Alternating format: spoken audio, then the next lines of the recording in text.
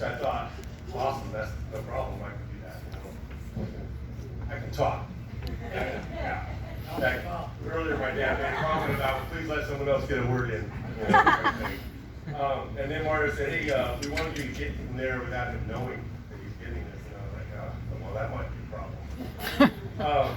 And so I didn't really know how to do it, so I asked Jimmy Fryer, you know, my brother back there, and I said, Jimmy, you got any ideas how I can get him here? And he said, well, you got an 800 and 300 series. And yeah, he goes, well, why don't you tell him that you're getting an award for getting an 800 and a 300 in the same house? And I was like, well, that's as good a lie as anything I can come up with.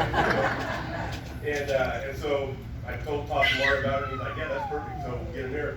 And so he told my dad that I was getting the award, and then my dad had to get me here without me knowing that I was getting the award. And so we went and had lunch, and he goes, hey, what are you doing on May 14th? He goes, I'm getting an award for my 800 series. And I was like thinking, you actually bought that because, you know, and then I remember, oh wait, he's actually making that up, right? You know, I was kind of confused about it. But he had an 800 series, and I had an 800 series, so that's pretty cool. And we had some conversations about bowling after I found out about him getting inducted. And I asked him how he first got into bowling. He said he was in PE class in COS, and this would have been probably 1955. He was 19 years old. The picture of young with hair, and he took a bowling class, and they went down to the bowling alley that was the original Visalia Lanes, I guess, down there.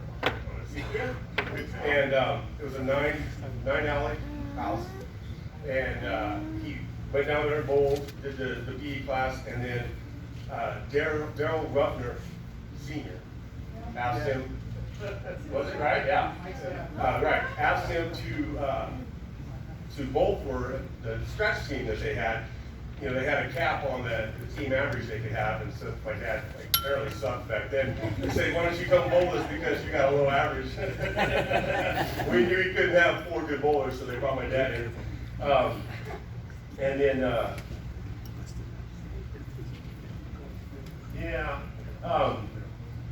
they had a lot of tournaments and stuff down there, but during the daytime, I guess they had the street guys, like bums or whatever you call them, winos, come in and actually do the pin setting. I don't know how many people know this. I didn't know it before I talked to them. But before they had actual, automated pin setters, they had guys that did back in the pins. They would just sit back there and set the pins up. And yeah, pin boys, well, a lot of these pin boys were just like I said, they were out of the alley back behind the bowling alley.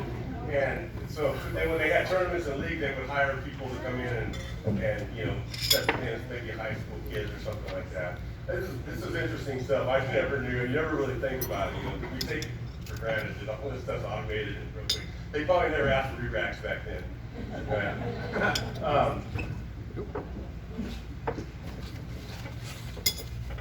So my earliest memories of bowling was not at that bowling alley. It was at Sequoia Lanes, and I'm sure a lot of people remember that. And my earliest memories were pretty much eating French fries and drinking sodas.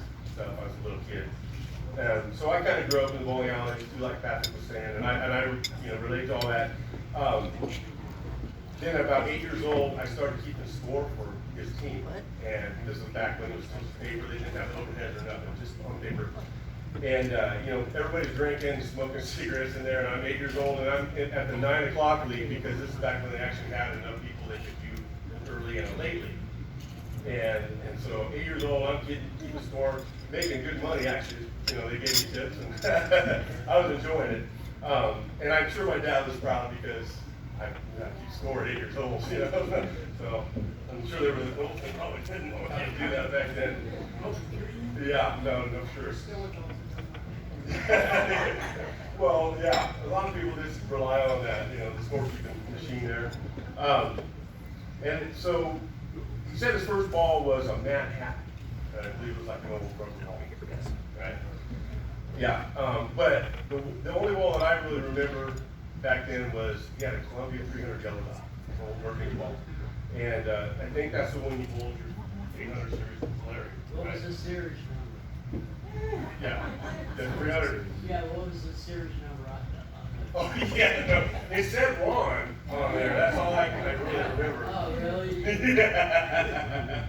Like a 5R or a 5W? Yeah, so when it was back in '81, and I don't think that too many people had 800 series back then. Probably number 2 is me. Yeah, the first one might have been Mr. Columbian, so. Yeah. A lot of people have numerous 800 series. But I don't know how many people had an 800 series back in 1981. It was sanctioned, around here. And even in Pro Bowlers, I don't know for sure, but I would imagine there wasn't like they nowadays. It's just like so common for people to bowl 300s and 800s. And to my knowledge, he was one of the first ones around here to really get a sanctioned 800 series. He was the first. Yeah. See there? He's a trendsetter, a history maker right there. So then I got into junior bowling, probably 8 and 9 years old. I used to play soccer and I hated running around, and so he was like, hey, why don't you try bowling? You don't have to run. And so he would coach me all the time. I mean, he was like there all not just at the league, but just during the week, he'd sit and watch me after the league, he'd sit and bowl for a couple hours, and he would just sit back and watch me bowl and tell me what I needed to do. And I would say, yeah, I know, or I did that, or no, I didn't, and argue critical stuff. And I can't imagine, I could never imagine how frustrating that was for him until I had my own son. And Dan Osborne back there, my son's dad. Yeah, Dan. And so, Bert Rollins, a lot of you know, was a great person. I always remember him, I've always had the utmost respect for him. And he would sit there with my dad while I was practicing, and then when I wouldn't listen to my dad would turn around and tell Bert, what's wrong, he needs to do this and do that, right? And then Bert would say, Ronnie, come here. And I'd walk back and he'd say, you need to follow through, or you're turning, or whatever. And I would try whatever he said, and it would work. I was like, Bert's a genius, But really, my dad was a genius.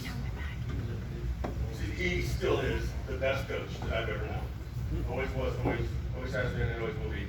And that's when I played baseball, no matter what it was.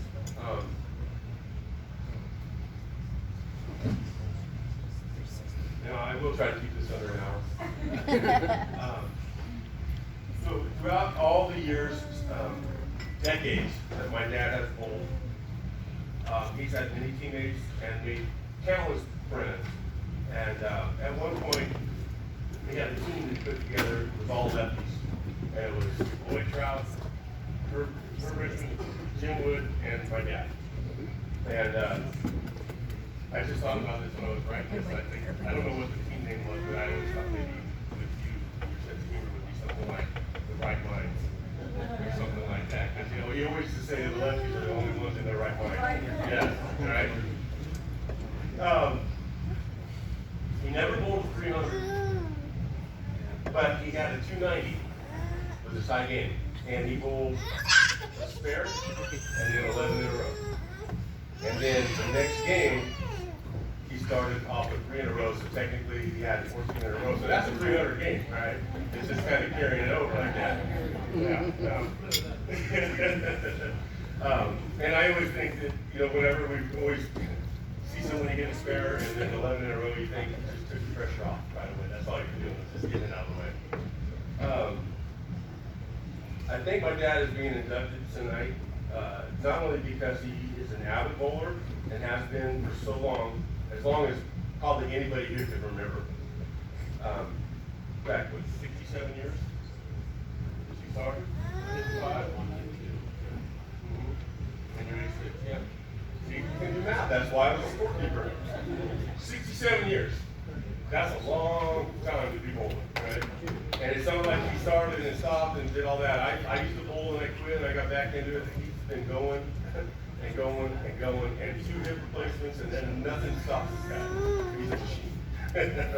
I call him the freak. Really, that's what he is. The intercuts are funny, just right. Keep on going. You know, he's always having fun, and he's a good-natured competitor. He really is the embodiment of good sportsmanship, win or lose. I mean, make no mistake, he wants to win. He's a competitor. But more importantly, he wants everyone to have fun and do the best they can. Everybody knows him as a team player and somebody that he will help the other team. Anybody that's bowled against him probably knows that he will give pointers to the other team, and even if it means you lose the game or whatever, he doesn't care. You know, the look on their face and the appreciation whenever he shows them something and they go up and they pick up that 10-pin or they get a strike, they're so excited and happy. And he turn around, thank you, and he just loves that. And that even more than winning. You know? Over the years, I've seen many bowlers have anthems, kick ball returns, throw towels, not any of you guys, but I know that there's bowlers that have done that, believe it or not. You've never seen my dad do that, I guarantee you. That's just not the way he is. You know, he's always carries himself, handles himself, has a good time, maybe if he misses a 7-pin or something, but he's just not that kind of person. So at 86 years young, he may miss more 7-pins or leave more opens, but he's still giving it all and having fun. His attitude is infectious to most. He is one of those people that makes everyone's bowling experience better, and that is why he deserves the induction to the CUSBC Hall of Fame.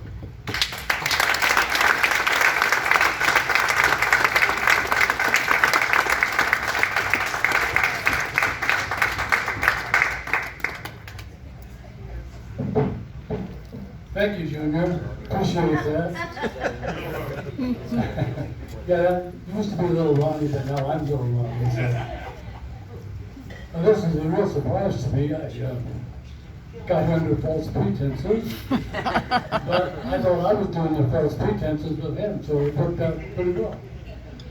Now, Mario says, you know, your son's he's over 300 and an 800, and we want to honor the few bowlers have done that. I said, oh, I'll just tell him we're going to honor you for my 800 first one. See, that's good, let's do that. That's what I thought. Anyway, getting back to the first 800, that's probably one of the biggest thrills for me for bowling.